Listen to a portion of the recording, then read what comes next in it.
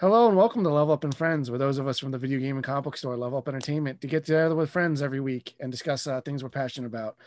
This week we're talking about our favorite one-off characters in The Simpsons. As usual, I'm your host Scott, and joining me is Kayla.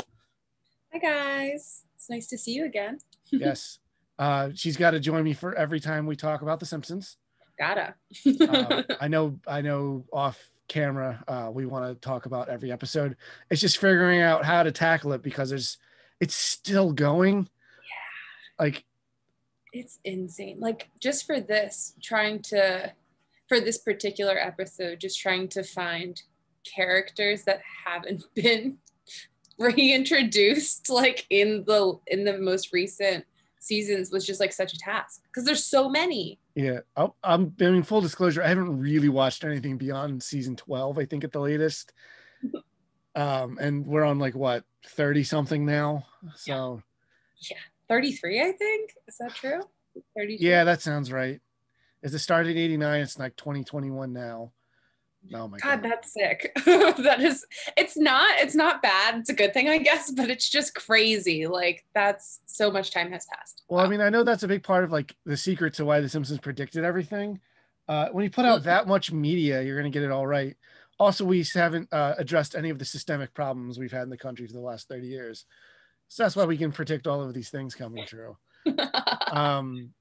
But you know, Let's cross our fingers for the next 30. that's a topic for another episode if we want. We're going to talk about our favorite one-off characters. So these are characters that just showed up for like one episode, did their thing and got out, but like so many of them are so memorable. So I know we've put together a list. We're not ranking them. We're just going to talk about them in order of appearance. Um, Now these are different than these aren't necessarily like special guest characters. So I guess we should explain like what the difference is. Sure. So to me, like obviously a one-off character is just someone who showed up for one episode and left, but versus like like Lady Gaga showing up, they're playing themselves. They're not really a character. I know a lot of these characters we're going to talk about have celebrity voices, but they're not the celebrity, if that makes any sense.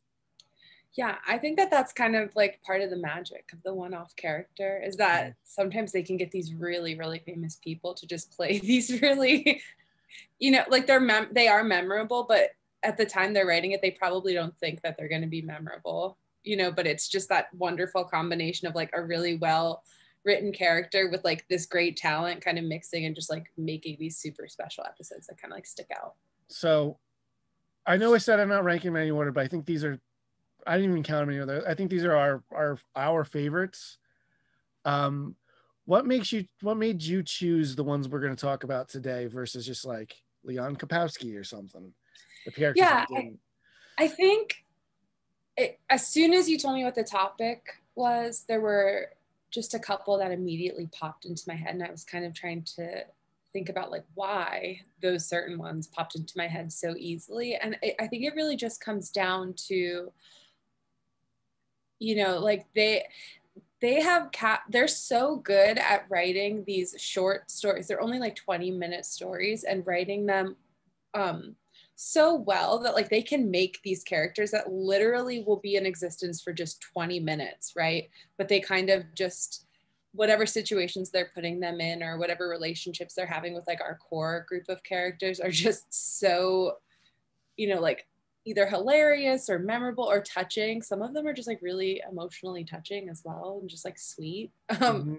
So I think that like it's just like it's really like writing at its best and like character design at its best, in my opinion, I think. Yeah, I think it's a combination of like, I mean, some of these are some of the best episodes of The Simpsons, Yeah, and going definitely. down the list. One of them, a couple of them are arguably like the best, like toppest tier. We'll get to them when we get there. Um, but yeah, I just think it's just this. I think it's just the show is the era because we're gonna kind of tip our hands and putting together the list. I'm like, wow, there's a couple of seasons we really like more than the others. Definitely. Um, like I don't think anything goes beyond season 10 on here. Yeah, and like I really do try because I know that there are really strong opinions about anything after that. So when we do like these lists, I do try to look at some of the most recent ones just to see, but it's really hard. Like they just don't compare on the same level, you know? Like for last October, you and I ranked our top Treehouse of Horror shorts. So in preparation for that, I watched all of them, including, you know, like the ones I hadn't seen, like the newer ones, and like there's just something wrong about them. They're not the same. They don't have the magic. I don't know what it is. I can't put my finger on it. Yeah, maybe it's just, I mean, maybe it's also just our age. Like, you know, we were True. watching this as a kid, you True. know, when we were kids. I'm a little bit older than you, but like even then, like I think the era still like applies. So I don't know. I mean, maybe people will, you can like armchair psychoanalyze us in the comments, which is fine. Yeah. If you guys have any opinions on this, chime in, because I want to know. Like, yeah, what is it? I'm genuinely curious. And there's a lot of good characters we left off the list. That, you know, I cut them just because I felt I didn't have that much to say beyond like, oh, they're okay. Or I liked this episode, and like these are some things I like about, but like I have more to say about some of the characters we have left. I don't know if you feel the same way. Yeah, no, I totally agree. Like they are, I think like they are the masters of kind of just like bringing in their own kind of inside jokes, you know, and like just kind of like creating little cameos or little characters for just like a blip on the screen that are just so memorable. But at the same time, there's like not enough meat to really talk about them. But like, so it was really hard for me to kind of tell the differences that like, do I just like this because it's quirky and because I love this show? Or am I picking this because it's something that I actually think we can have a discussion about like why they're so great? So it was hard to narrow it down, but I feel like we did a really good job. Yeah. So without any more to say, let's get into our discussion here. You want to kick us off? Oh, I didn't mention we're just talking about them in appearance order. We're not ranking them or anything because it's kind of hard to, even though we'll get to them when we get there. I think there's two that are like clearly the top. Yeah. All right. So we started our list with Carl, not to be confused with the Carl of Lenny and Carl. This is a character in and of itself, Carl, from season 2, episode 2, Simpson and Delilah. It aired October 8th, 1990. And the voice actor of Carl for the episode is Harvey Fierstein, which is just, he's incredible. Like he has such a great voice. So always so distinct. Yes, yes. But you know, let's so in this episode, this is the episode where Homer takes like this miracle hair growth formula, and because he's got like this newfound like head of hair, he gets promoted at the power plant and gets an assistant who's Carl, who kind of like instills all this confidence and stuff in him. Why did you want to talk about Carl, Kayla? Because I do like him too. Yeah, he's just so Carl is, as Scott said, Homer's assistant just for this particular episode. And the lengths at which Carl goes to just like save Homer's butt like in the episode so many times, it's just like ridiculous. Like no human being would do it. It's like he's like this magical creature, like this unicorn who's just like willing to do anything to like make Homer the idiot kind of, you know, stay in this position as long as he can. There's also some, I think they kind of allude to Carl maybe possibly being like attracted or in love with Homer, which is kind of interesting. And I love that because Homer just like doesn't even know. Oh yeah, he's very coded gay in this. I mean, Harvey Fierstein in real life is gay. Yeah, yeah. I think this was before they started being more overt with that with Smithers. I don't know how early in the show they decided to make Smithers like in love with Mr. Burns. Yeah. I mean, we'll talk about Smithers later. His evolution actually kind of is and going down the list, I was like, wow, there's a lot of decent Smithers stuff coming up. I love Smithers. He's like one of my favorite characters. But you know, like, well, you know, he slaps Homer's butt. He kisses Homer at one point. You know, my mother never told me to kiss a fool, and then he kisses him. Yeah, he's a really fun, like, he's a really memorable character, and just like the sheer inverse of competency versus incompetency with Homer. Yeah, it's a, and Simpson and Delilah is a fun early episode. I think it's one of the first episodes that feels more like The Simpsons as we know it. Because the Yeah. first season was still like very loose and kind of sloppy. They're still like season 2 is where it became like The Simpsons when you think The Simpsons, if that makes any sense. And I think it's one of the first episodes too where you're not seeing like Mr. Burns is kind of like just this evil man, this evil character. He is also just like an incompetent idiot at times. Yeah. And it's just like, oh, this guy has a great head of hair. I'm gonna like promote him to be the head of this department. Yeah, and he doesn't Without fire knowing Homer at anything the end because he's like, after he loses hair and stuff, it's like he just gives him his old job back. Yeah. Like, listen, I also understand what it's like to be, because he's bald too. Yeah. I forget exactly what he says, but it's like, be cursed with, male pattern baldness or whatever. It's just a funny line that I just butchered like hell. But yeah, let's move on to the next person on the list, because I think they might be the earliest like real standout one-off character, and that's Mr. Bergstrom from season 2, episode 19, Lisa Substitute, which premiered on March 25th, 1991, played by Dustin Hoffman.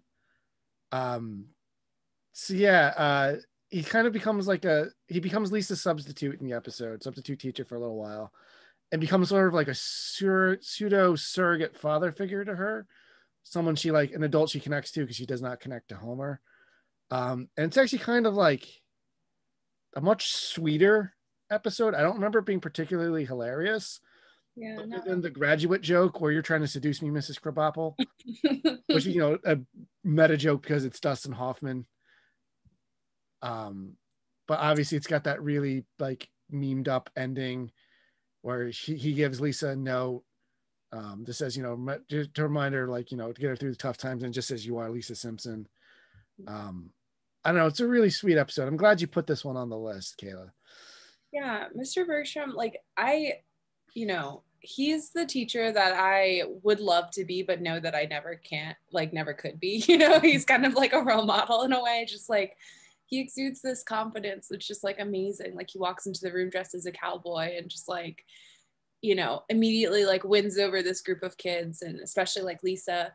And it's just like this really lovely relationship between the two. And I think that like in season 2, like Lisa is my favorite character, hands down. I think I've thought about this a lot, and I think she's my favorite. But in season 2 especially, she is like severely depressed second grader. I think we see like her depression and her apathy like later on, but like season 2, it's like hardcore. They haven't like figured out how to make that like endearing just yet, I feel like. And you just feel for her because at the end he has to go. He has to go. Yeah, and he's a substitute, Yeah. And that moment with the note makes me tear up every time. I tear up at The Simpsons a lot. There's some really touching there episodes. Really are. Yeah. And actually later in the episode, at the very end, when she gets really mad at, it's like right after Mr. Bergstrom leaves, and she gets really mad at Homer, kind of like blows up on him, and he goes up to her room and like consoles her in his like buffoonish like Homer kind of way, and it's just such a sweet moment. The whole thing is just a great episode. She calls him an ape earlier, right? And then he kind of does kind of does this monkey thing, and like, I don't know. I love when they make Lisa like a kid. Yeah. And that was very like a very childish kind of ending, like with her and Homer. Lisa's a character I didn't particularly care for when I was younger, but like she's the character I love. Like I've grown to love her so much over the years. And her and Homer's episodes, where like they're the duo of the main series or the main story, like are just my favorite, and I just love them. I agree. They should have a spin-off where they like solve crimes together or something. Yeah, what Homer thought marriage was going to be. Yes. Yeah.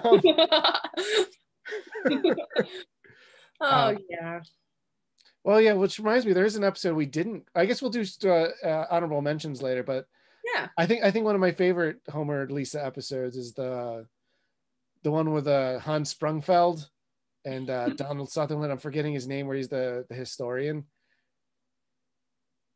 What's the plot of the episode? So Lisa discovers that the town founder, Springfield's not fraud. I love that Homer is the only one that like believes her in that, and he's like, hey, you're always right about these things. For once, I want to be on the ground floor. And because he backs her, like he loses his position as town crier and all these things.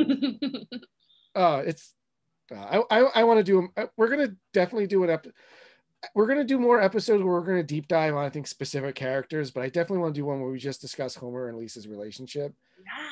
and maybe just their family relationships in general, because there's a lot of really good like Bart and Marge Bart and episodes. Lisa too. Yeah, Bart and Lisa. Yeah, Bart and Lisa's. Oh, so good. All right, so we'll save that for the future. That'll be a teaser.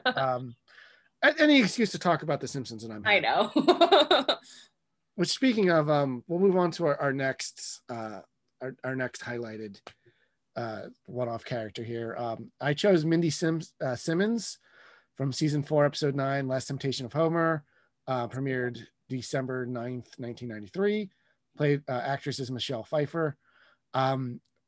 So the episode is she's a new employee at the plant who more or less seems to be the perfect mate for Homer.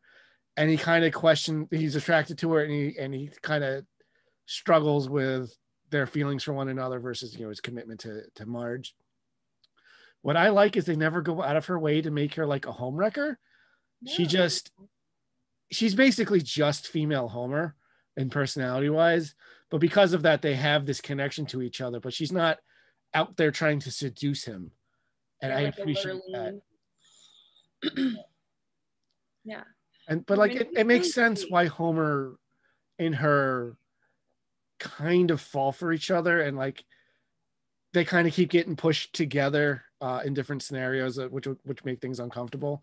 And I love Homer like loving his family and like kind of like them reaffirming that at the end. Yeah.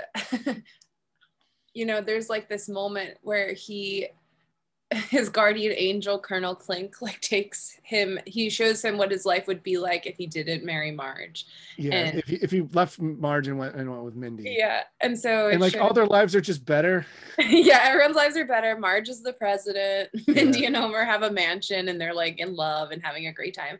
And at the end, after that, like kind of like hallucination he has, he kind of just like is really sad about it, sitting on the hotel bed next to Mindy, and it seems like things are going to happen, but because he thinks like it's fate that this is just supposed to happen, like no way he can avoid it, it's going to kind of have this outcome and it's going to like ruin his family. But I think just like the fact that he is just so, it's the same thing goes for Homer. I feel like he's not going out of his way to try and like make this happen or have an affair. He's just like so kind of naive that he thinks that like it has to happen. You know what I mean? I mean, in the episode, like the world keeps putting them together. Right. Like you said, like I think that the thing with Colonel Klink is really just kind of like his brain rationalizing it in a way. I mean, I don't want to think Homer Simpson's thought process too much. This is before he was like dumber than a sack of rocks. Right. Yeah, he's like too dumb now. he was just kind of like emotionally dumb,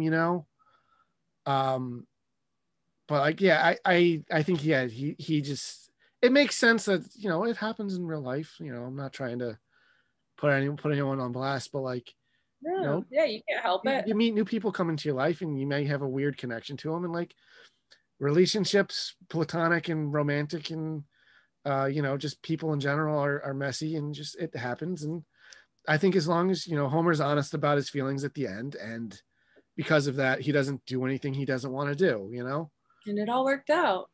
Yeah, hopefully Mindy went on to have a happy life somewhere. I know. There's a clip show episode later where they talk about like, because Marge earlier also had like an infidelity, like temptation episode with the I almost put him on, but I was like, he's a turd. That's not the same I hate Jock. It's different. Yeah. But we have another Albert Brooks character later, because he did a couple of like one-off characters. Like I remember they're telling this, Homer's telling the story, and Marge is like, yeah, whatever happened to Mindy, all upset. It's like, and Homer mentioned something offhand like, oh, she lost her job and hit the bottle real hard or something like that. Something really dark. Because we haven't seen her in like 3 years or something since. I mean, I know a lot of these characters show up as like cameos and stuff in backgrounds later. But they're not really, we're not counting that stuff. Right. Just because then there's no one to talk about, because they're yeah they're all somewhere in the show at some point again. Yeah, I don't know. It's just one of those episodes. There's so many great bits to it. Like, it's one of the ones that like I maybe not like top tier episodes for me, but whenever I go through like rewatching, I'm like, oh yeah, I really like this one, and I enjoy it every time. Well, it also has a good subplot too with Bart and Milhouse. Isn't this the one where they get the factory? They have No, no? that's Homer's enemy, an episode we're going to Oh, that's it. Which yes. but they have a good subplot too. I feel like I can't remember. I watched so many today that they're all running together into one giant episode. I don't remember there being a subplot to this No? one. I think it was all a plot. Because Okay. all the smaller moments I can think of serve this, like Marge being sick and then getting that weird smeared. Oh, the smeared T-shirt. That's so good. That's right. I know, like Homer at the bar getting advice about this, and like Barney tells him this like actually profound thing is like, hey, you know, like you don't actually, these aren't actual feelings. This is just like a thing. And he's like, oh wow, Barney, that was really deep. He's like, oh yeah, thanks. I got it off this coaster, and it's just on a coaster. It's just like this, like a paragraph crammed onto it. I want to just mention the moment with Marge and the T-shirt is one of the cutest Marge moments, I think. It's just like she's really sick on the couch talking to Homer when he gets home from work, and she's supposed to look like disgusting because he's like, you know, feeling these feelings of attraction towards somebody else, so she's supposed to look like really repulsive, and the shirt's supposed to be, it's like this stretched out image of her, and she goes, there's a new kiosk at the mall that puts your face on a T-shirt, and I got $2 off mine because it was smeared. Yeah. I was like, that's just so precious. Well, I love later Homer's wearing it, and like I know in the hotel with Mindy, and because they had to go for a work trip, not because they were like meeting up. And he's wearing it, and then like someone's like floor buffering in the hallway, and it sounds like Marge's like naggy voice, and it's just like it's just like the, you know, like a ticking, like the telltale heart kind of thing where you feel the guilt. So the reveal of that and the shirt together, I thought was really funny. Yeah, I think the answer was he knew the answer all along. For you to even bring that shirt with you means that, like, you know, you're bringing a piece of home with you on your trip. Like, he always knew. He was just confused. Yeah, it happens. Like I said, Homer's not a very emotionally intelligent, so you know, that you know, Last Temptation of Homer is a good episode. I'm really glad we had to talk about it. You want to bring up the next one? The next one's kind of a doozy. Sure. Yeah, this one, I think there's a general consensus that this is just a great episode, a great character.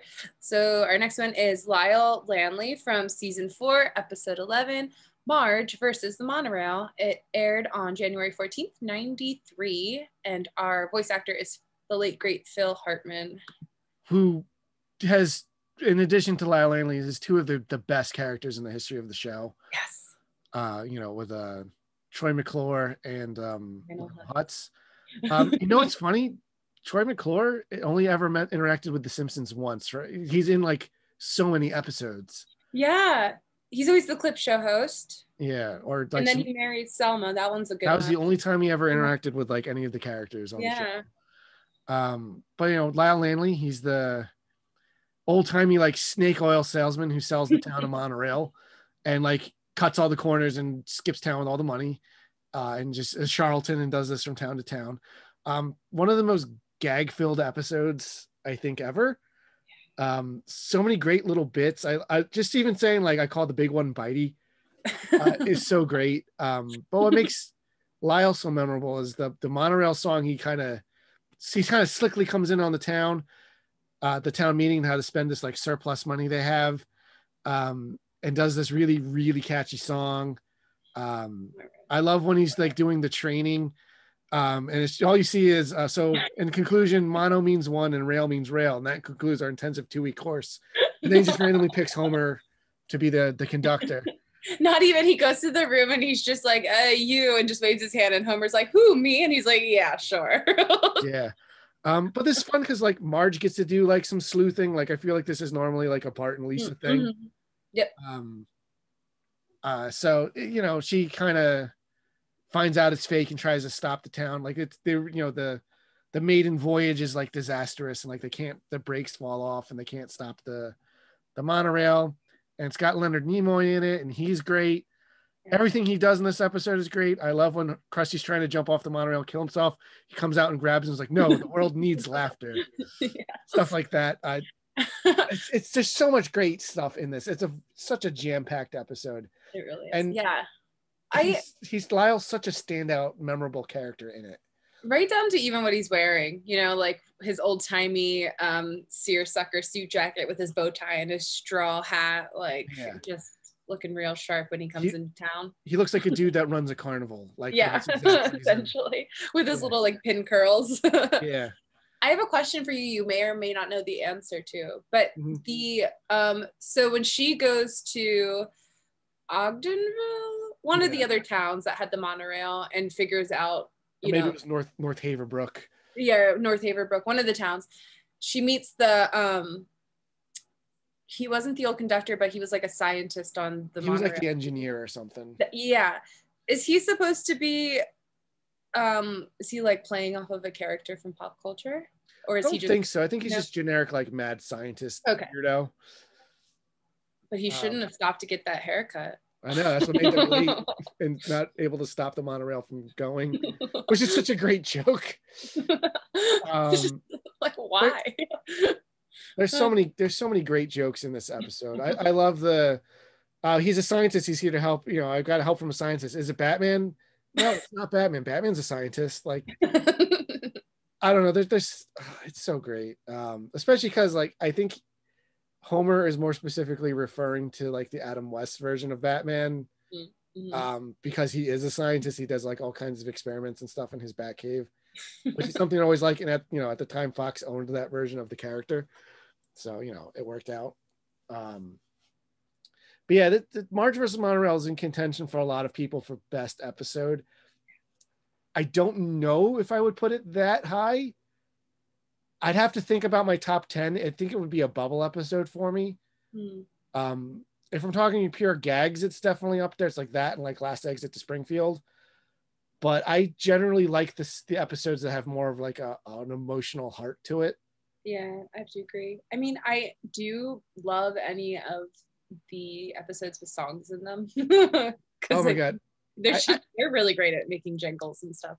I had a CD like Songs in the Key of Springfield as a kid, and I listened to it all the time. The Monorail song was on there, of course. The song is so great. Like, it really brings it up to like another level. And because that character is a big part of it, that makes him so memorable, Yeah. That is the first thing you think of when you think of that episode. Oh yeah, exactly. You think about the ring came off my pudding can. Yeah. Man, like, yeah. It's so memorable. Like, it's just tattooed in my brain. But yeah. I don't know if you want to bring up our next character here. Sure. Oh yeah, this is a good one. Okay, so our next character is Stacy Lavelle from season 5, episode 14, Lisa versus Malibu Stacy. It aired February 17th, 1994, and the actor is Kathleen Turner, which I can't believe she did this. Like, I mean, Dustin Hoffman, I can't believe did it as early as he did as well. I guess, but she just seems so stoic and like this classic Hollywood actress, so glamorous. I just really couldn't believe that they got her to do it. Yeah. It's amazing. It's so good. I mean, and her character is kind of simple, but she does crush it. Yeah. Like, she's not in the episode that much, I want to say, but every part of her in it is very memorable. I love when she's going down like her list of ex-husbands, and they're all references to toys. Like, one's like G.I. Joe. Ken. And they mentioned he's got Kung Fu grip. Yeah. I think Dr. Colossus is one of them. Yeah, Dr. Colossus. Super villain they make up. Steve Austin. Yeah. But this episode's really good commentary on like the toy industry. A formative episode for Smithers. I want to say this may be the first time we really get a glimpse of what he's like outside of work. Yeah. With his Malibu Stacy collection, and like at the end, it's like with all the little girls trying to get the new one because she's got a new hat. And that's the only thing that's different. As someone with a dorky retail store, that is how people are with collectibles. It's so accurate and kind of sad. Just This do episode like PTSD. nailed it. Yeah. But Yeah. The whole thing. So if you guys need a refresher, the episode. So basically, Malibu Stacy is the Simpsons version of Barbie, essentially. And so in this modern era of Malibu Stacy, they have like a pull string, and she's just saying really, anti-feminist stuff. Like, it's the first time there's like a talking Malibu Stacy. Yeah, and she's saying things like, don't think too hard or it will give you wrinkles, like just ridiculous stuff, I forget what she says that Marge also says. Oh yeah, there was one line I can't remember off the top of my head. Yeah, it's like drown our sorrows in a big bowl of ice cream or something. Yeah, it was something like that. Yeah. But yeah, she says all these like not progressive stuff, and it disappoints Lisa because up until this point she got to make up the personality for the character. Right. It's just a toy. So it's like kind of crushing her a little bit. And I love that the other girl gets one and it's got a Spider-Man voice box in it. And it's like my spider sense is tingling and stuff like that. But lots of good commentary on toy stuff, and like especially toys for like little girls. I know I don't want to get on a soapbox or anything, but I know at the store we try to make an effort to like not differentiate like boys things versus girls things. It's just you like it or you don't. I know people instinctively put like the Babysitters Club comics like in it, and this is for girls stuff. But I know we very specifically like don't do like a 4 girl section or 4 boy section, even though I think some people do look for that. But I've never been a fan of like play with what you want, read what you want, like.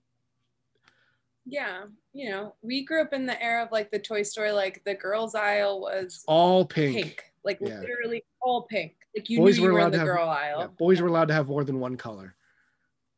Right, and like it really was like your kind of only options were just like Barbie or like cute little take care of this baby cat or these babies that like poop and stuff. Like who wants to play with that? You need to like raise the baby, and it's just kind of like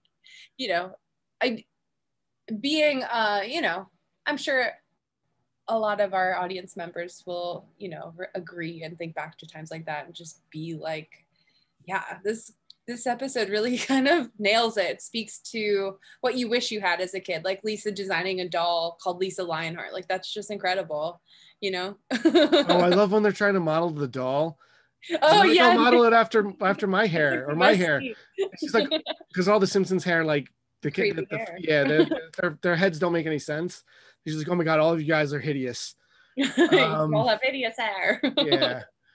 Like I love that Lisa makes this little like role model-y kind of doll. I'm like, it's depressing that it doesn't sell, but like at the end I love that like one little girl buys it and Lisa's like, if I change that one little girl's mind, and then Stacey Lavelle's like, if she buys like 10,000 more or whatever it is. I know that's the best thing about Stacey Lavelle is that she's just like a hardcore realist, she like is when Lisa first finds her, she's like this recluse basically, like hasn't been in the industry, hasn't worked with Malibu Stacy in like decades. She gets kind of kicked out, but also she was funneling money from the company to the Viet Cong.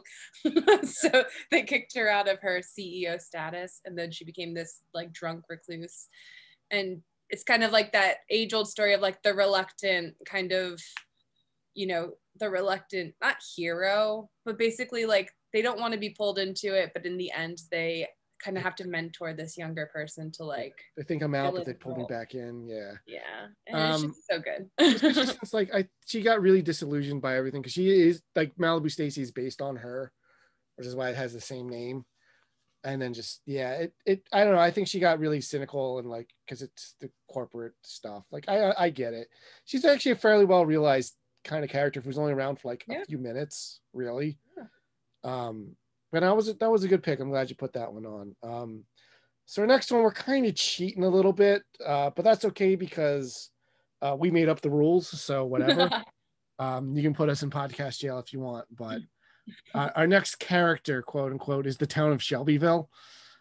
And we get to Shelbyville as their rivalry with Springfield has been brought up many times, like since it's been kind of been built up. But this first time we get to see Shelbyville or any of its inhabitants is season 6, episode 24, Lemon of Troy, which premiered on May 14th, 1995. I don't think they had any special voice actor. I think they were all just Simpsons regulars. But I love that everyone's got like kind of an analog character there. And I love that when they first show it up, like you don't really, at least when I first watched it, I didn't really realize that like the Bart kid kind of looked like Bart. Mm-hmm. But once you're in Shelbyville, like everyone's got like what was like, instead of Moe's, it's Joe's. Yeah. There's another Indian immigrant at like whatever their new Quickie Mart is, like when they finally start showing it. A female groundskeeper, Willie. Yeah.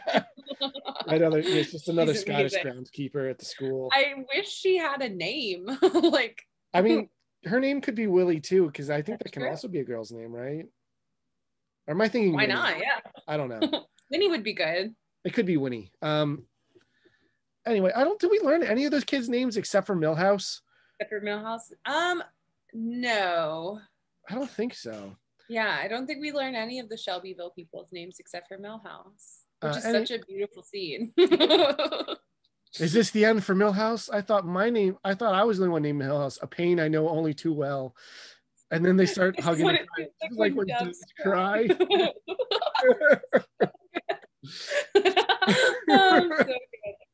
No, there's so much great stuff in this episode. But I love that it's like Bart leads like a little gang of kids. So Shelbyville, like they kidnap, or not kidnap. I guess you don't really kidnap a tree. They dig up and steal like the Springfield's beloved lemon tree, which is like the cornerstone of, the kid economy, because, lemonade stands and whatnot. So they go on like this really kind of cool rescue mission to go get it. So it's like Bart, Milhouse, Nelson, Martin, Rod, and Data, I think. Yeah. Or is it Todd? One of the younger Flanders kid, whatever his name is. They go on like kind of this raid to get it back, and there's so much great character moments in. I love that Nelson and Martin get paired together. Yep, they're always a good duo. Oh, they're so much fun together. Like especially later seasons, they clearly show that they are secret friends. Yep, Nelson's one of the great side characters in the show. Yeah, they capture like kid relationships so well. They really do. Like the bully who's secretly your friend, but like I love that he left being just a bully. Yeah, he became so much more. I love that like he's still like a bully, but for like this is for wasting teachers' valuable time. Right. It's got like a more of a justice angle to it, and just like you're smaller than me, I'm gonna punch you. Like but there's so much great stuff in it. This is the episode that actually helped me remember Roman numerals. Yeah. That's an ongoing thing. Like they run out on the Roman numeral lesson, and there's a part where Bart's like stuck in like a tiger cage and he has to get out like the right door, and he does it by adding the Rocky movies together because they all use Roman numerals. That was Rocky 7, Adrian's Revenge, stuff like Oh God, I love when the parents eventually get involved.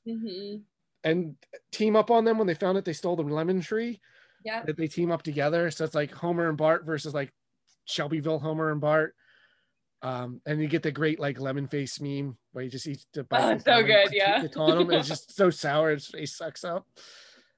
I love when they're trying to escape the junkyard and the dogs are chasing Bart. Homer throws meat at him to stop him, and he just swallowed, like, run faster, boy. They've got taste for meat now.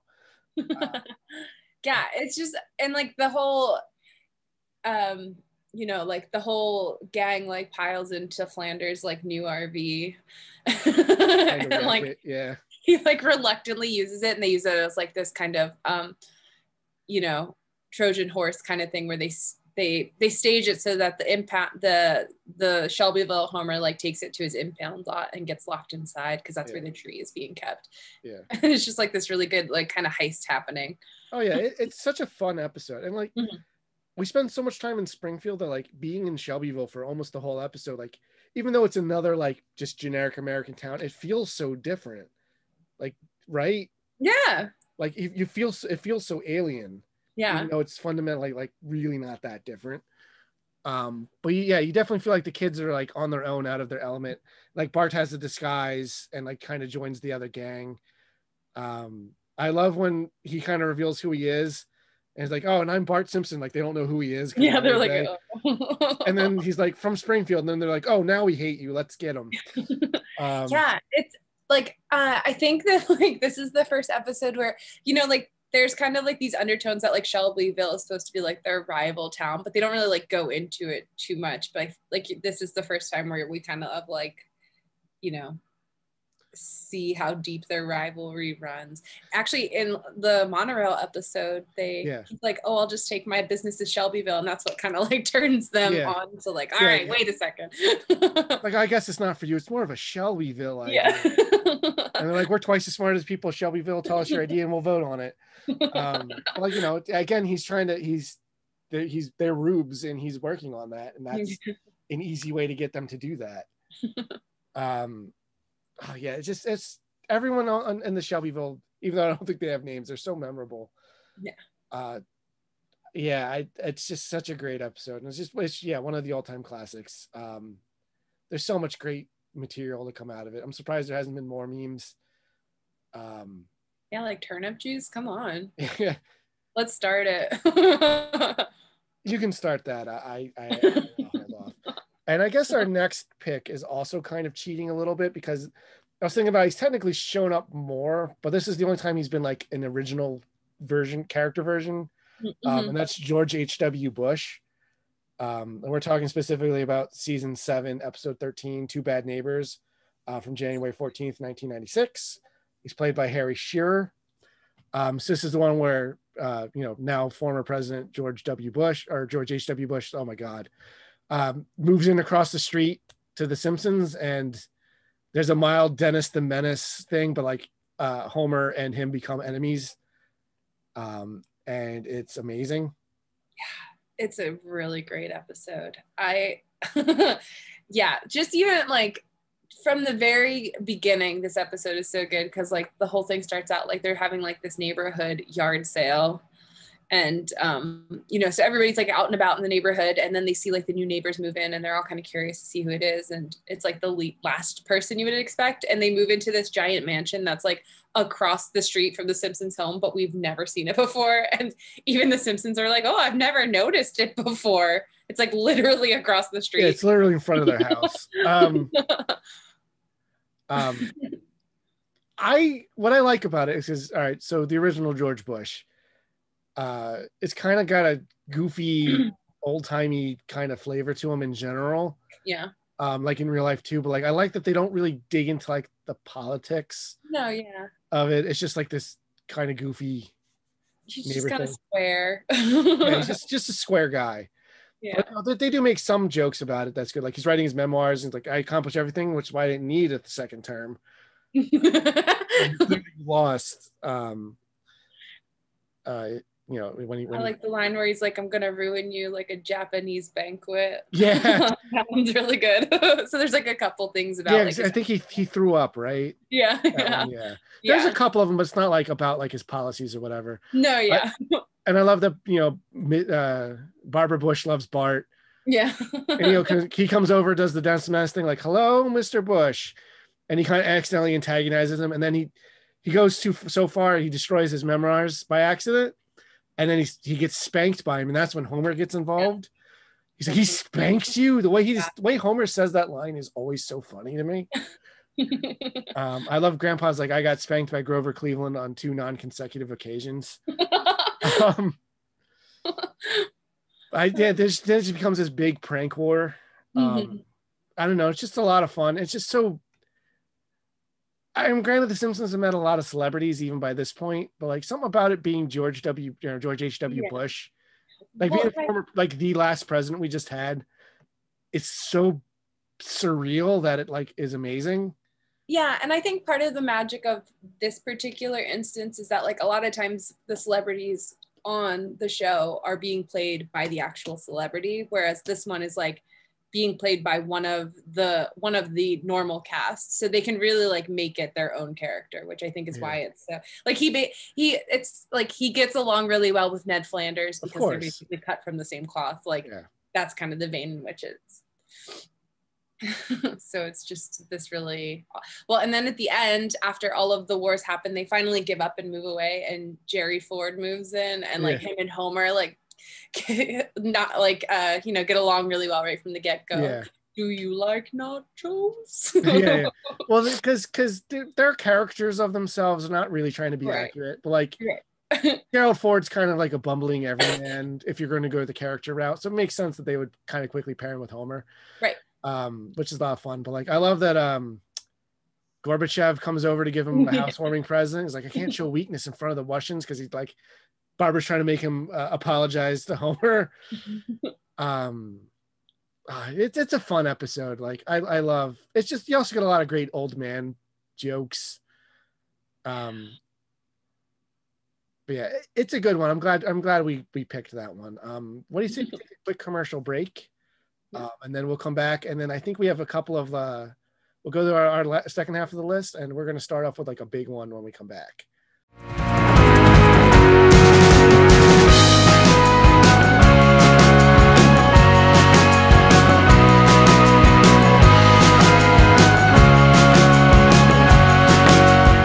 Created by husband and wife team Kendall and Kayla, Star Savior Bunny combines Sailor Moon-esque superheroics with the challenges of early adulthood. Read for free at tapis.io and check out their Instagram at Star Savior Bunny for new updates and projects. Thank you for listening to our podcast, but have you checked out our store yet? We sell all kinds of nerdy products, from comics and graphic novels to retro video games, model kits, toys, and statues, and more. Visit us at levelupentertainment.com, and as a special Explore Toy promotion, the first 20 people to use the code FRIENDSCAST at checkout will receive 10% off their first purchase. If this is successful, we will do more podcast exclusive promotions in the future. That's levelupentertainment.com and code FRIENDSCAST. FRIENDSCAST. This message is for Ileana and Miguel. Hey, this is Gabriel Iglesias. It's Mark Hamill here. What's up, y'all? This is me, DMC, the KING. Martha Sedan, the Zombie King. I'm Paul Felder, UFC fighter. WWE superstar Sonya Deville. What's up, guys? This is Harry Mack. Hi, I'm Julia Leewald. And I'm Eric Leewald. Hey, this is Matt Cardona from the Major Wrestling Figure Podcast. Yakko Warner here, described mysteriously as an old man from Michigan. And you are watching Toy Quest 101, baby. And you're watching Toy Quest 101. You're watching Toy Quest 101. And you're watching Toy Quest 101. Hey guys, it's Ileana and Miguel here from Toy Quest 101. Make sure to check us out for toy reviews, statue unboxings, and to see what celebrity guests might pop up to help us inspire kids with autism and special needs. You can find us on Instagram, Twitter, Facebook, and TikTok. And make sure to subscribe to our YouTube channel, Toy Quest 101. Oh, and remember, the Force will be with you always. Bye now.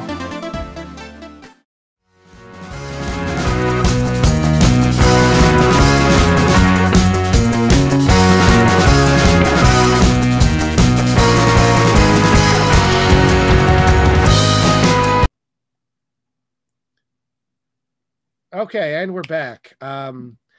So this is one of the two characters on the on this list I would argue would be if we were to rank them, I'd have a hard time putting them at 1 or 2.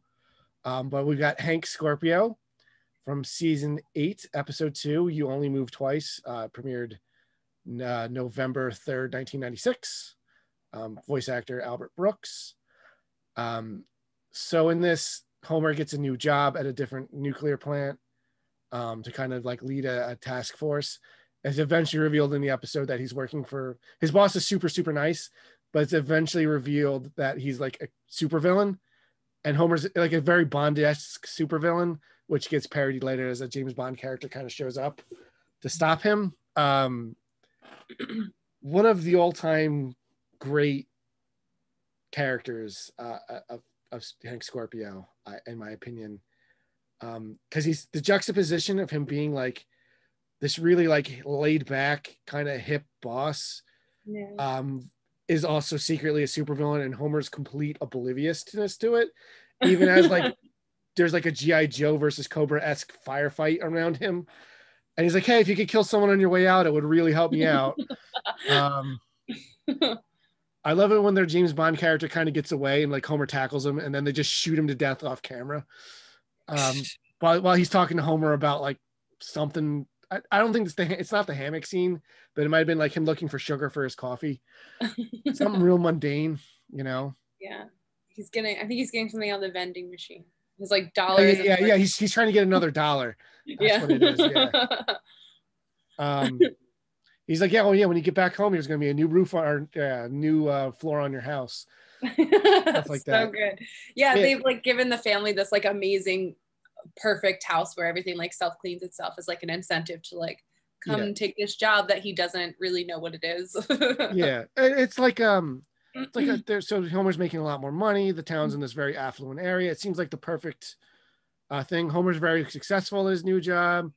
We get to find out he always wanted to own the Dallas Cowboys, so he buys oh my god, was it Tom Landry's hat? Yeah, Tom Landry. Yeah, he buys Tom Landry's hat from like a sports memorabilia store, which is shown to be like a little bit of a fraud. So like Tom Landry's hat can't motivate you. I don't know what will. That's what sparks the hammock thing. Yeah. The hammock thing, I believe the hammock conversation they have is improvised. I don't think that was written, if I remember correctly. That makes a lot of sense. It's got a very improvisational feel where it's just Dan Castellaneta and Albert Brooks kind of playing off each other for a minute, just going on about where you can buy hammocks. There's a whole hammock district, it turns out. It's hammocks. Yeah. And then there's like, there's like, I think Lazy Susan's hammocks. And then the best part is she gets in the hammock with you. Just making a joke. There's so much, so great stuff. But like, I love that the family kind of becomes really disillusioned. Like Bart's really doing badly at school and is like kind of held back. Like I'm in the remedial class with the arsonist kid and the kid from Canada, and they just think they think he's slow, but he's like, I'm just from Canada. Like they just think I'm slow. It's a great episode. I think Hank Scorpio, he's just like a guy you really want to know until you find out what he does, and then you're like, oh. Even then, I don't know. I might still want to work for him. I don't know. I still kind of like him. Yeah. At the end when the fight's going on, and Homer's like, oh, what's going on? I'm having trouble with the government. And Homer's like, don't get me started on the government. There's like, he's like blowing up National Guardsmen. Yeah. It's so good. And then it leaves with him like cackling and like blowing people away with a flamethrower and stuff.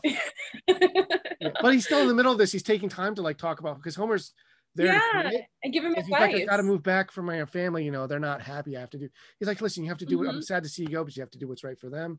He's like, if you're ever on the East Coast, he's invading the East Coast. Yeah. He's like, hey, if you're ever on the East Coast, look me up, because it's revealed at the end that he took over. But at the end he bought him. It's not the Dallas Cowboys as the start. He bought the Denver Broncos. The whole team's just in his yard. I don't know. It's just because the show, I think this episode has a little bit of that heart with Homer sacrificing something for his family. I'm not going to say it's super deep, but it's not just about the special character and the special scenario he brings with him. Marge, like even Maggie has something to do where she's stuck in that swing that goes too fast. It all has something. And I think that's a little something for everybody. Yeah. Well, I think they also were just like, and I'm not a huge Bond fan by any means, but like they just did such a good job, like being really concise with this idea and like taking it and morphing it into like this really comedic kind of, like taking a comedic spin on it in such a good way. Like it was just like a perfect combination of things, like I even down to the end credit song. It's like it's a song about Hank Scorpio, but it sounds like a Bond like theme song. Oh, the whole thing's a Bond pastiche. You only move twice. There is a reference to You Only Die Once, or You Only Die Twice. I think it's a Bond movie. But they don't go like over the top with him. There's a couple of things, but he's that kind of cartoonish supervillain that the old Bond movies used to have. But yeah, so the next one's also one of my favorites if you want to set it up. Yeah, sure. Our next one is John from season 8, episode 15, Homer's Phobia, aired February 16th, 1997, and is voiced by John Waters, which is one of the hugest reasons that I love this character. That's amazing. That is John Waters. That's incredible. Yeah, we talked about it last year. We talked about queer representation in media, and this is an episode I brought up. I think it's the first time I was introduced to the concept of homosexuality, because Homer's phobia that he's referring to as Homer is homophobia, not homophobia. He's he really likes this character John that they become friends with. until he finds out he's gay, and then he freaks out and has like gay panic about Bart potentially being gay. And it's by the end of the episode kind of comes around to John. And it's such a great little story. And it's, you know, like you said, it's from 1997. Like things were getting better in terms of people talking about queerness, but like wasn't really there the way we know it yet. And I love that John's such like a likable, wholesome character. Like it's not like, because John Waters is kind of a weirdo.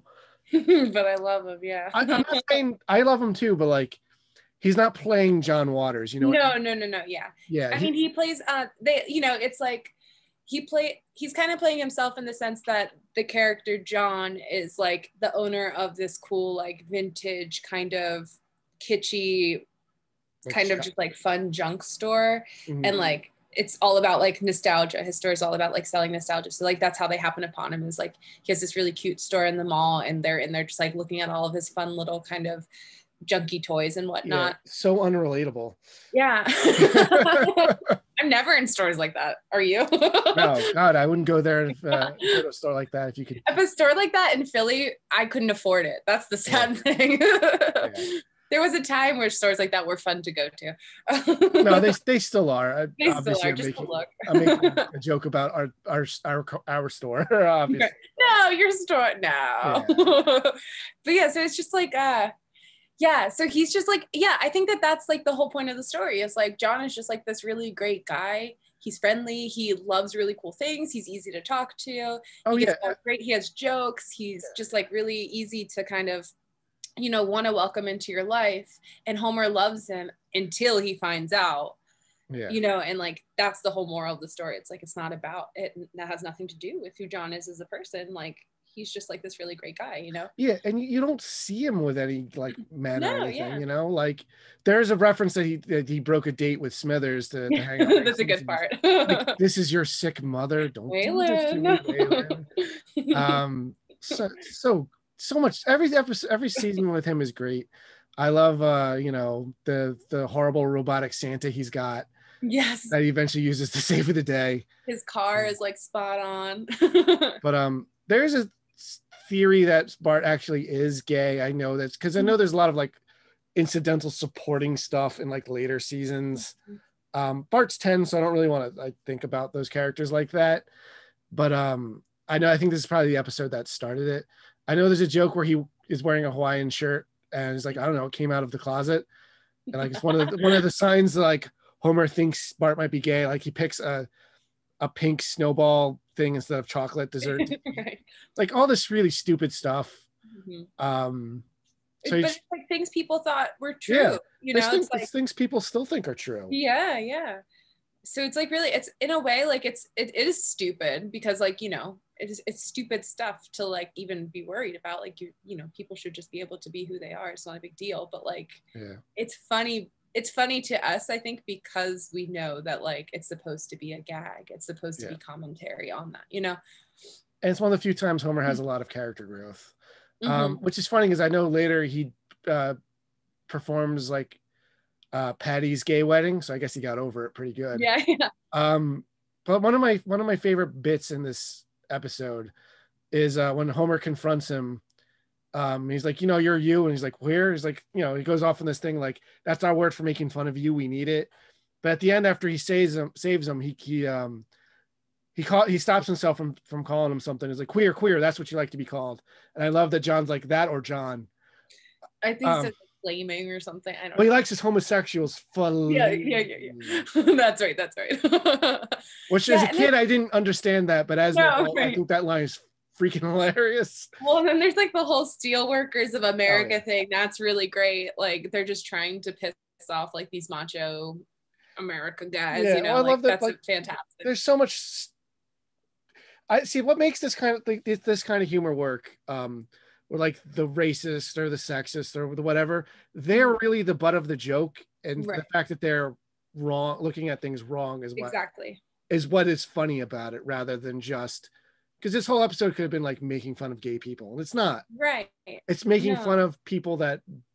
It's making fun of people that think that that treat them as anything but people, because at the end of the day, we're all just people, you know, whatever. Exactly. And everybody else in the episode is like totally fine with it. You know, they're like, we don't know like what his problem is. Yeah, they all, yeah. He's a character I wish would show up more, but I understand John Waters can't always get him around. Well, yeah.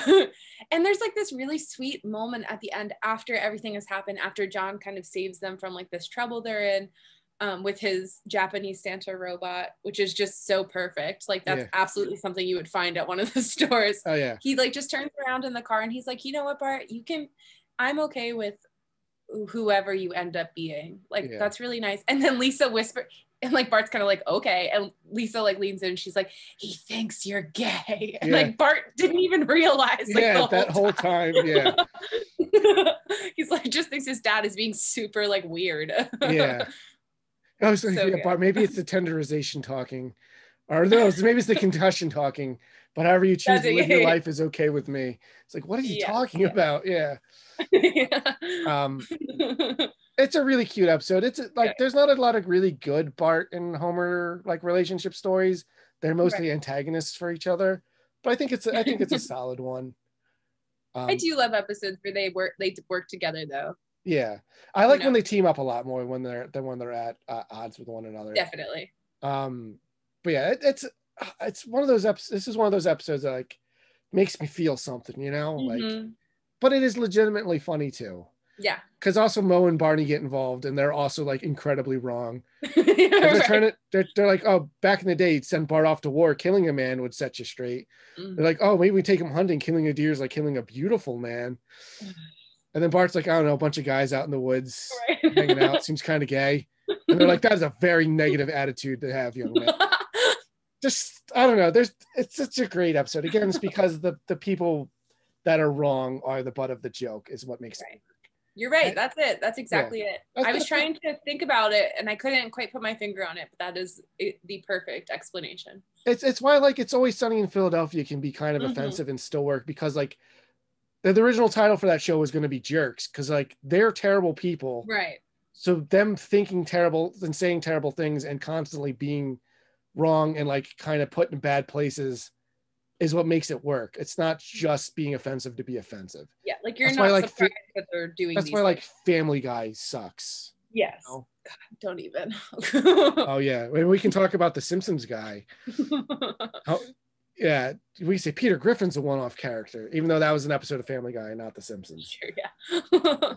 Yeah, that is rough. Anyway, again, let's focus on positive things. I really like the John, played by John Waters. Great character. So I guess we're tipping our hand. Season 8, we had most of our characters from. So we've had Hank Scorpio, we've had John. Next, I wrote Rex Banner from season 8, episode 13, Homer versus the 18th Amendment, from March 16, 1997. His actor is Dave Thomas. So in this one, Springfield beer becomes prohibited, and Homer kind of becomes a beer baron, like a bootlegger kind of character. So Rex Banner is like an old timey like detective that kind of comes in because Chief Wiggum's like not cracking down at all, so he kind of replaces him, and just he's so straight laced and so uptight, like he can't even laugh. As an example, it's like, well, you know what laughter sounds like. He's just, and he looks like he's like a Dick Tracy type character. Yeah, he's great. I love that his whole thing is he's trying to hunt down the beer baron, who's Homer Simpson, who's normally so incompetent, but then Rex Banner is like so like hyper vigilant and like so close to being on him. Like he's interviewing Flanders as Homer walks by with his bowling balls.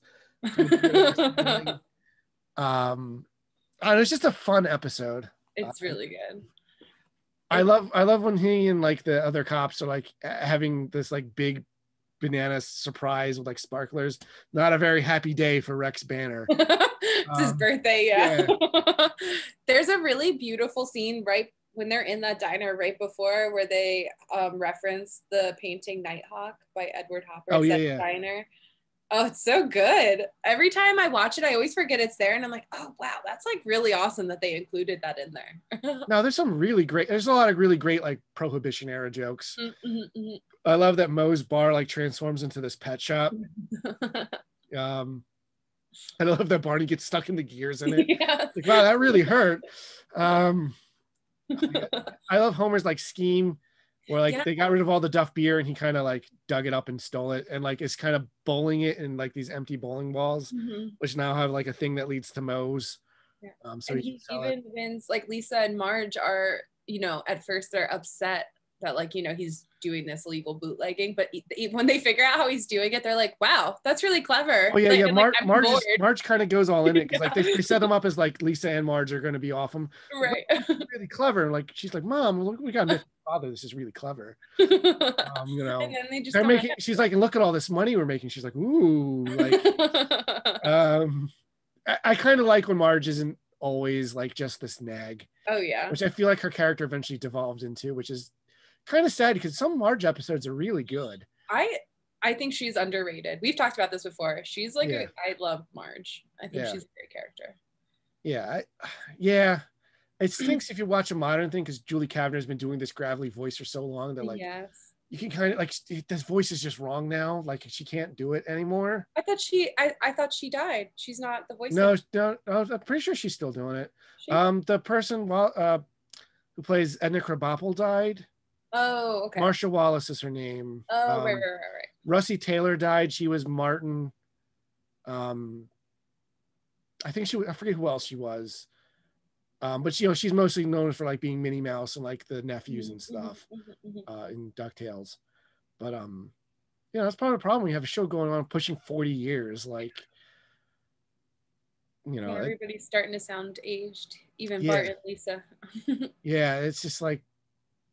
Also, you know, I don't know how many times can you keep kind of telling the same kind of stories with these characters, but that's a conversation for another day. I think whenever The Simpsons ends, I'm going to try to get a ton of people on and we're just going to talk about our favorite episodes, you know, but you know, that might be like 50 years from now. I don't know. Yeah, who knows? I might not even make it till that long. Who knows what's going to happen in the world.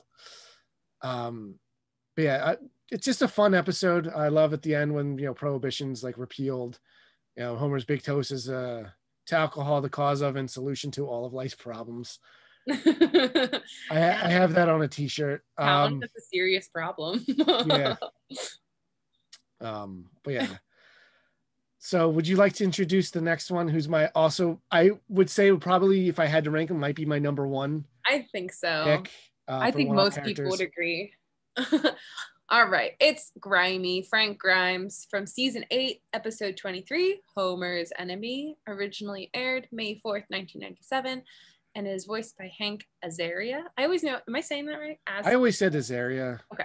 Might be Azaria because like Aria is a thing, but I've always ever heard it pronounced Azaria. But yeah, Grimy, as he likes to be called. Wow, what a great episode. So the conceit of it is and behind the scenes they wrote that they mentioned that they wanted to create like what was essentially a realistic character to put into the show to kind of juxtapose how crazy things were.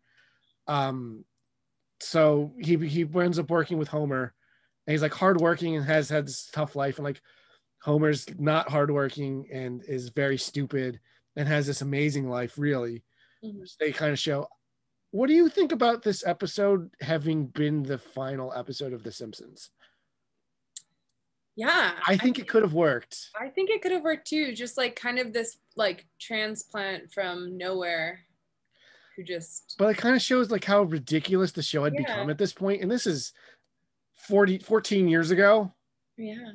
No, 24 years ago. Oh my God. I do like that his son comes back later though. Yeah. Because they have said they regret killing him off at the end of this because it was such a fun character that they could have brought him back for more. But because there's the scene where Homer's trying to get him to like him, so he invites him over for like lobster meat, like a lobster dinner.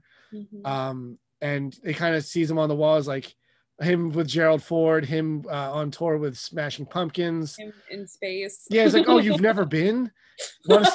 Hey, would you like to see my Grammy?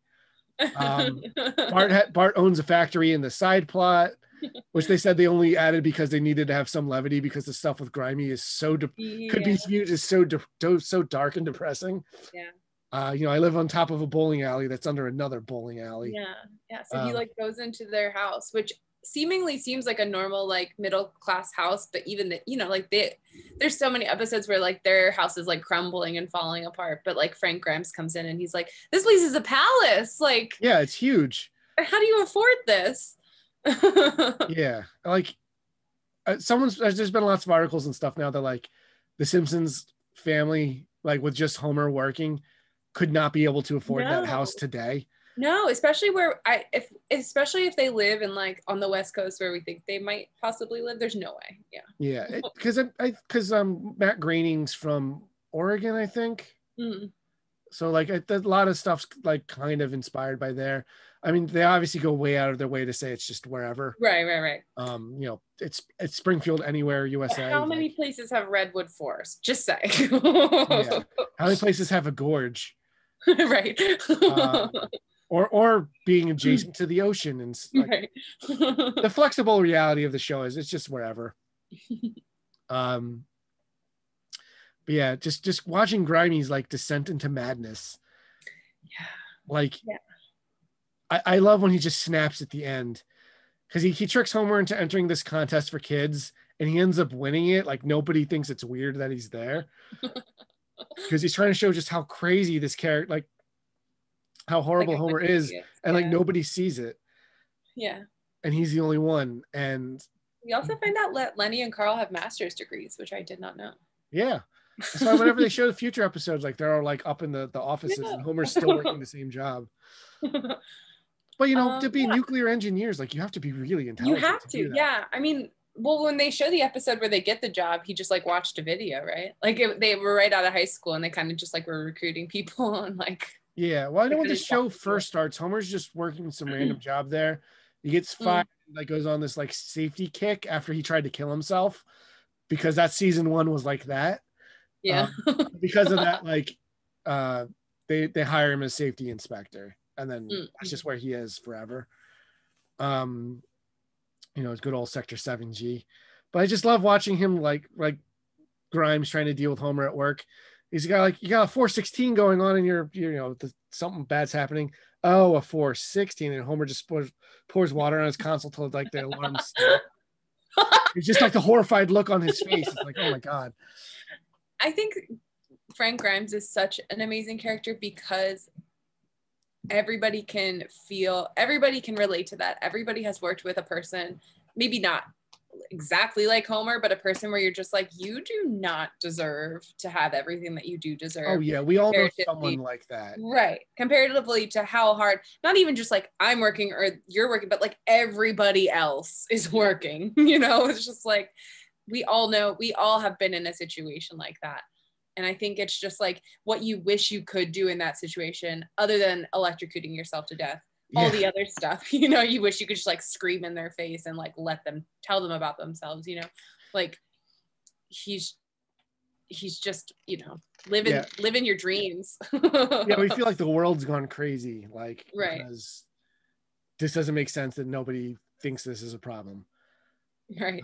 But yeah, such a great episode. Like I said, I think it could have been a series finale, just because it does show how strange the world is, and just kind of like, again, he's supposed to be like a normal person, and like normal people could not live in Springfield, right? Basically. But yeah, it's one of the all-time greatest episodes. It's a contender for me for my favorite episode of The Simpsons. But sometimes it just kind of comes down to like what mood I'm in. So I can't pick one. Yeah, that's true. Sometimes I'm not in for grimy. Yeah, you're right. Yeah. He's too real. Yeah. You know? Well, I watched the show to escape reality. Because like an episode that got cut from here, because I almost want to talk about Dan Brodka, but like he's not what I like about that episode, is ultimately why I cut him. That might be my favorite episode. It's super really the Marge and Bart story, where like, you know, he was stealing stuff at Christmas time. It's at the end, like she like lost all faith in him, and it kind of gets restored at the end, like when he bought this really nice photo, because he ruins all their photos for her, and like you see the receipt attached to it, and like, you know, they're like, what did you steal now? And he's like, I wanted to surprise you for Christmas. I'm like, oh man, it just makes me melt. I know. It's such a good episode. We'll save that when we talk family episodes, because there's a lot of really good ones like that. Like I think that, you know, Homer's enemies kind of missing that a little bit, but it's a really funny episode, and it's Grimey's so memorable. He's also just such a boring looking guy that like it's perfect. Yeah, just your average dude. Yeah, average white dude. Or average yellow dude. Yeah, true. I like when sometimes they mention that they're yellow. One character calls Bart yellow trash at one point. Yeah, that's. Oh wait, is she off here now? I did take her off. Yeah. There was a couple of characters we wrote a bigger list, and then we narrowed it down. I didn't have too much to say about Jessica Lovejoy after all. I kind of, like you're supposed to just like her, but I was just like, I feel like there's nothing I really want to say about her. Like she's pretty awful. Well, other than I kind of like that episode. I like seeing Bart more as a normal kid rather than just like person. Yeah, more being rather than just this like kind of bad kid. Right. Even though he still is in it. But like, he's dealing with like, I have a crush, and like I'm like, oh, that's cute. Yeah. It's a different aspect of Bart's personality I really like. Again, one of my favorite episodes with Bart, and we're just going to go off on some Simpsons tangents a little bit. I think it's the end of season 2, when Bart gets an F is what it's called. Mm-hmm. When like he's failing the 4th grade, he like legitimately studies and tries hard to pass this test and still fails, and like kind of breaks down. I'm like, oh man, like we've kind of all been there where like you work really hard for something just not good enough. Yeah. But again, it kind of shows him like not just being like the 90s Dennis the Menace, Yeah, he's more complex than that. Yeah, Bart's a great character. They're all great characters. I would say Homer devolves into kind of a terrible character, but and that's the sad part about it, because like Homer really does have these like redeeming qualities about him. Like he's basically like Michael Scott, someone that you should dislike because he does all these terrible selfish things, but at the end of the day he always figures it out, whether somebody has to tell him or not. He in his own Homer way kind of always tries to like make amends, or it's more the character's ignorant and kind of needs people. Right, he needs guidance, but now it's just he's just jerk ass Homer. That's what fans refer to this era of Homer. So we still got a couple more people we wanted to talk about. Why don't you set up our next guy? Sure. Our next guy is Ray Patterson from season 9, episode 22, The Trash of the Titans. It originally aired April 26, 1998, and the voice actor is Steve Martin. I mean, that's the number one reason he's fantastic. Mm-hmm. A lot of these just have really great voice actors. Yeah. So he's like the garbage commissioner of Springfield? Yeah, he's like the waste disposal commissioner or something like that. So basically, it starts out, and that's like also one of the best things about The Simpsons is like every episode starts out like one way just to bring you to like the plot of the story, which is always something like completely different than how it started. So this episode starts with a new holiday being created because the holiday industry needs to make more money in the summertime. Yeah. So they create Love Day. Yeah, something like Love Day, but not so lame. And then hard cut to them celebrating Love Day. Yeah. And it's basically Valentine's Day in the summer. So you just like buy all of this dumb crap. It's like Sir Hugs a Lot's a little teddy bear. Yeah. Dressed like a knight or I mean, to be fair, that bear is really cute. They didn't have Lord Huggington. Yeah. Really I love that's not the one Homer wanted. And so basically it's all just crap. So they just throw it into a trash can at the end of Love Day. And it's just like, all right, well, that's another Love Day. And, he's they have this family rule where you don't have to take it out the trash until the trash can spills over. Yeah. So they're all like fighting to pile the trash super high. And eventually Homer's the one who has to do it. And he misses the garbage. The garbage truck's like taking off right as he goes outside and gets in a fight with the garbage man. So they refuse to pick up his trash. And it just like, basically snowballs into this whole war against the garbage man. And then Homer runs to be like this waste disposal commissioner against Ray Patterson, who is Steve Martin, who's been doing it for like decades because people just always vote him in to do it. Because I think he's always running unopposed. He's running unopposed. He's just doing like a fine job. And he's just doing it. He doesn't care. I mean, he does care, but not. He's just like he's not a corrupt politician. He's just a civil servant. Let's say, he's just doing his job. So Homer wins and transforms the garbage men into like these magical beings who wear like suede because he runs on like the garbage men will like do everything. They'll do it for you. Yeah. And they have a song, which is another great part of this episode. It's a parody of Candyman. It's a garbage man. Yeah. And so basically he runs it into the ground because he spends all of the money in a week. He blows the whole he blows the annual budget in a week. Yeah. Yeah. So now there's no garbage men. Because he's like buying them ridiculous uniforms and they can't pay them and everything. Anyway, in the end, they ask for Ray Patterson to come back. And because Ray Patterson, basically ran on the platform that's like, this guy is just like telling you lies. I'm just like gonna do the job that I've been doing that you guys have been happy with. So you should vote for me. And in the end, they offer the job back. And he's just like, well, you all are screwed and I'll see you later. And then just like walks off the stage. I love that they play him on to the Sanford and Son things. They live in a garbage place. Yeah. But then they play him right off after he tells he tells the whole town that they're screwed. Like they made their bed, they're going to sleep in it. So good. Yeah. And there's no analog to, modern politics or anything like that. With that whole thing, right? We're not going to go there. But he's very much in the vein of Frank Grimes, where he's just like, again, another just like realistic person in this position, just kind of like trying to run this really important aspect of our lives that we don't really like think about. And this idiot comes in and is just going to like upend it all. And he's just like, what is going on? Like, why? Yeah, we're like emotion trumps reason. Yeah. Yeah. Like, yeah, it's kind of depressing in today's world. Yes, it wasn't so depressing then. At least, I mean, or at least I wasn't as aware of how depressing it actually is. We didn't even get a jingle in reality. Maybe if we got a jingle, it would have been a little bit better. Yeah. But yeah, Ray Patterson, just a great character. And do you want to call this last one cheating too? Kind of, yeah. This one's kind of cheating. Okay. You want to set that one up? This one's good. Okay. So the character is Max Power from season 10, episode 13, Homer to the Max. It aired February 7th, 1999, and the actor is Dan Castellaneta, which is the normal voice actor for Homer, because it's essentially just Homer. There's the twist. Homer changes his name to Max Power. Named him Max Power. This is one of my favorite, like, sort of longer in the tooth episode, like right before like I really stopped watching the show. There's this exciting new cop show where like this cool suave cop is named Homer Simpson, so like everyone kind of treats Homer the same way, and after the pilot they retool him to be like this dumb buffoon whose like catchphrase is like oh spaghettios. But then everyone treats Homer that way and he hates it, so he appeals to the network to get the character's name changed, and they just like laugh him out.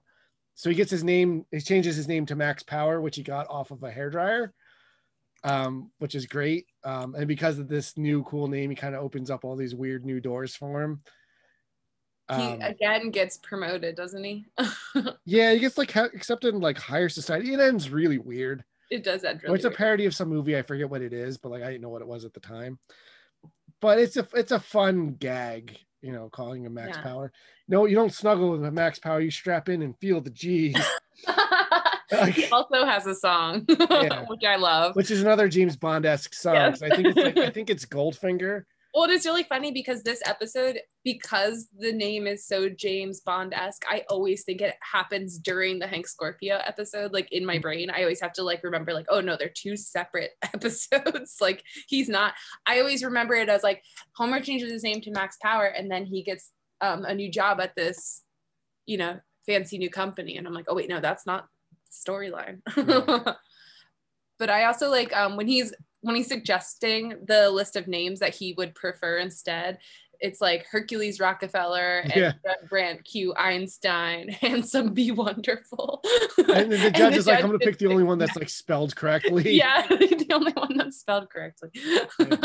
So good. Well, they do in the episode, they do kind of treat it as a separate character because Marge is like, I'm Homer Simpson, not Max Power. Right. He's like an alter ego. I think it counts. Yeah. Like I said, it's not less. Yeah, he does act differently, which is weird. But Max Power is a fun gag. The I got it from a hairdryer line just always stuck with me. Yes. Like I think about that kind of thing all the time when I need to name characters. Like I just had to name a Tabaxi NPC in a game of Dungeons and Dragons the other day. And I was like, whatever, it's not a thing I thought about too much because I made a kitty cafe. So everyone there is like a cat person, so they're Tabaxis. I thought that was funny. Adorable. So they're all named like Julie and Eartha and stuff. So they're all named after these women that played Catwoman. So I could have done the Michelle Pfeiffer one. Oh yeah. You know, speaking about earlier in the episode.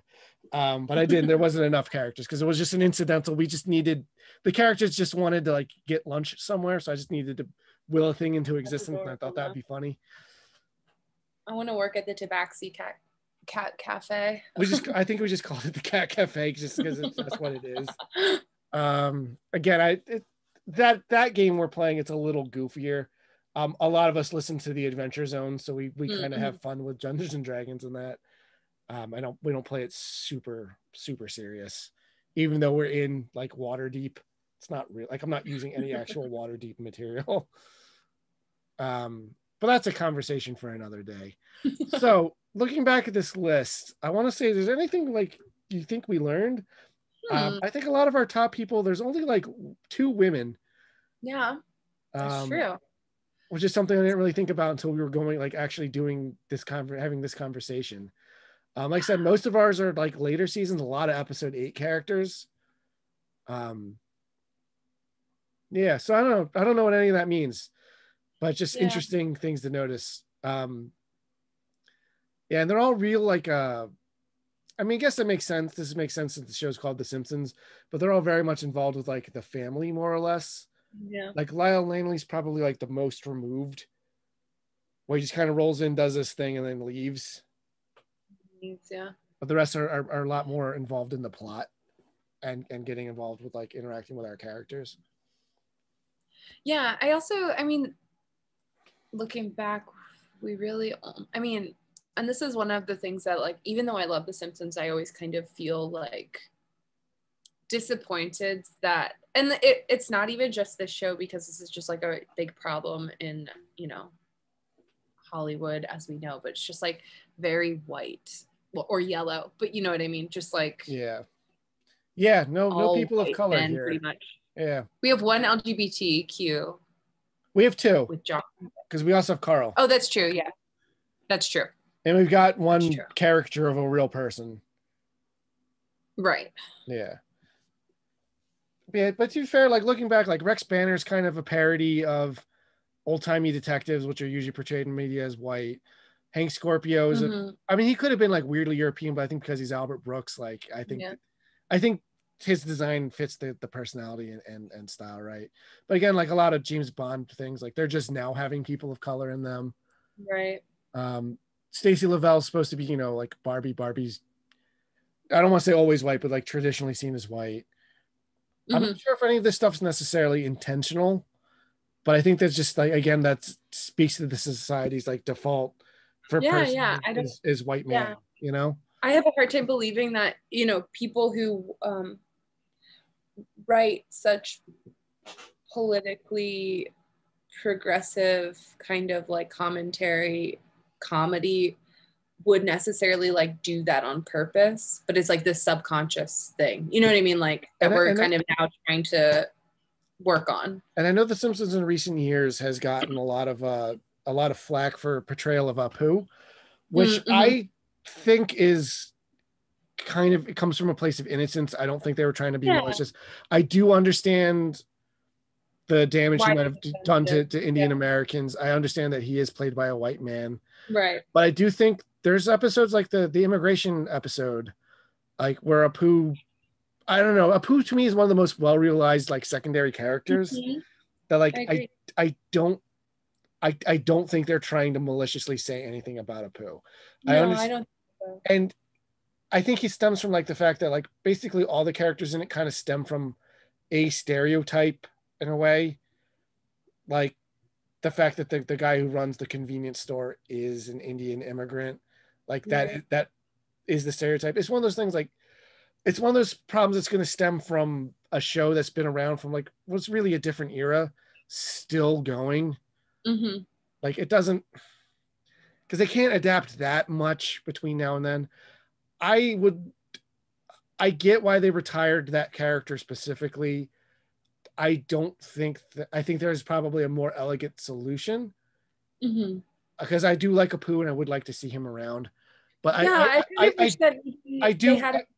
do get why people had problems. Of course. Yeah, I mean, but it would have been cool if maybe they had like an Indian American comedian like come in and like take over the voice or something. So at least it's like played by somebody who kind of maybe is closer to that experience or knows people better who have that experience and can kind of like play it more true than just like some white guy who's playing it based off of like stereotypes in his world. You know what I mean? Because I know a lot of Indian American actors have a lot of trouble getting jobs because people want them to do like that kind of accent. True. Yeah. I mean, some of them refuse to, do that. Yeah, and I totally understand that too. Yeah, but it's just like I feel like that could have been a really cool opportunity for somebody to spin it in a different way. I mean, that could be a whole podcast in the future where we can kind of definitely. But I would like to get someone from that community who has,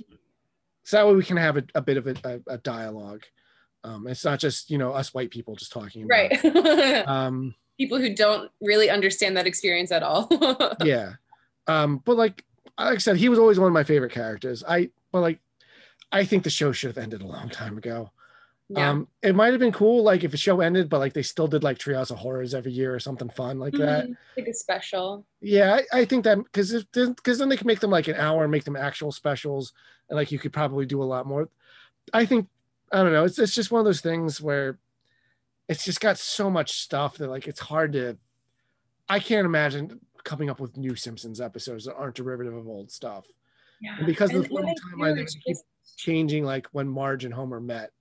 It's like now they met, and now they got married in the 90s, and it's like that one was weird. Yeah, I think just stop bringing up that period in their life. Yeah. Because I don't know, but that's a conversation for a whole other day. As you can tell, we can talk Simpsons all day long, and maybe one day we will. Yeah. But I think that'll do us for this episode. Unless you have any like final thoughts you would like to say about one. I mean, do you want to do honor? I feel like we did some of our honorable mentions. Yeah. Oh yeah, we should probably mention a couple of them. A few that I thought about but didn't put on here, like Sherry Bobbins. I love Sherry Bobbins, but I also find like that's just one of those episodes later on that kind of they're starting to kind of get to this territory where they maybe don't really know what their core concept is anymore. They're kind of just like doing things they think are silly. Yeah, there's like we're just gonna have Mary Poppins show up. Right. Yeah, like that's the whole joke. And she has some great songs. She does. I love I mentioned oh my god. The Lovejoy's kid. Yep, Jessica, yes. I kept wanting to say Helen. I'm like, that's the wife. What's the one where Lisa's friend? I like her a lot too.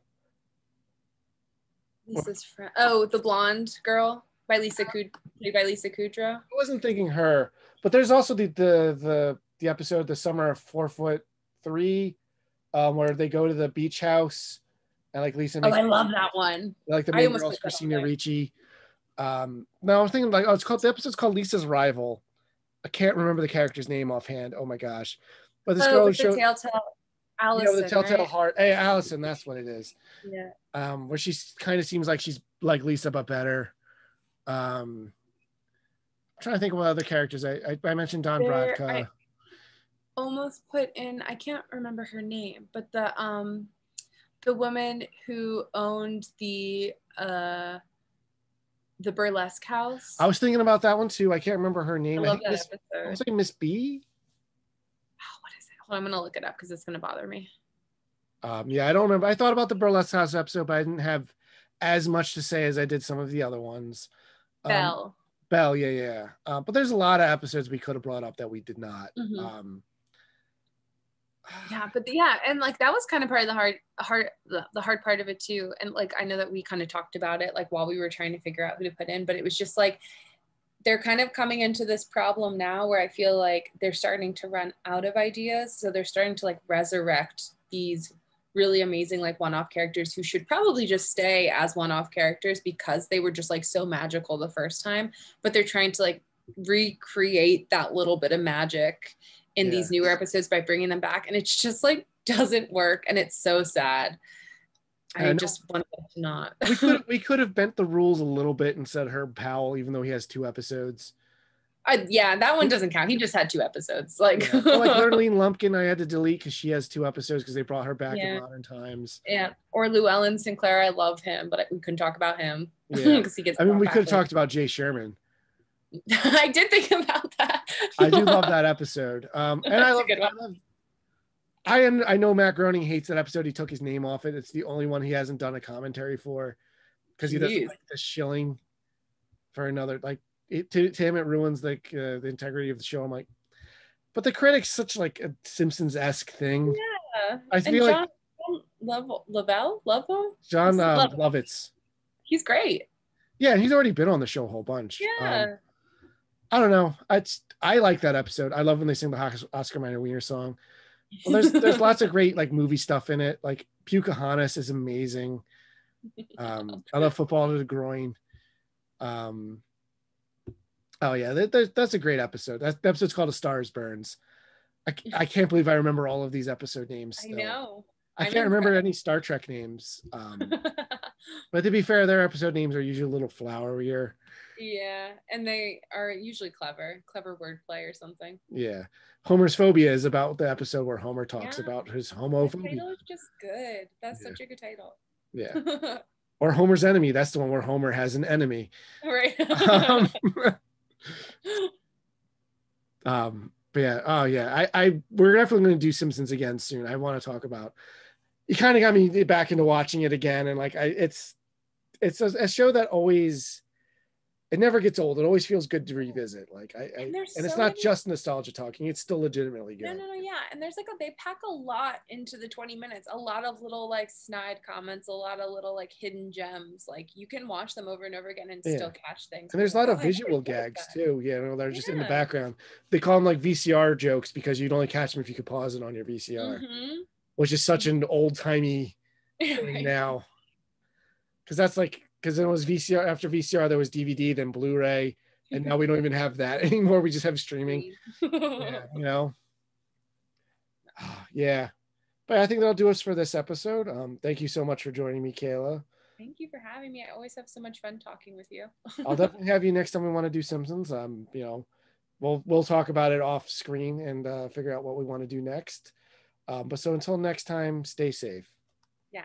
Bye, guys.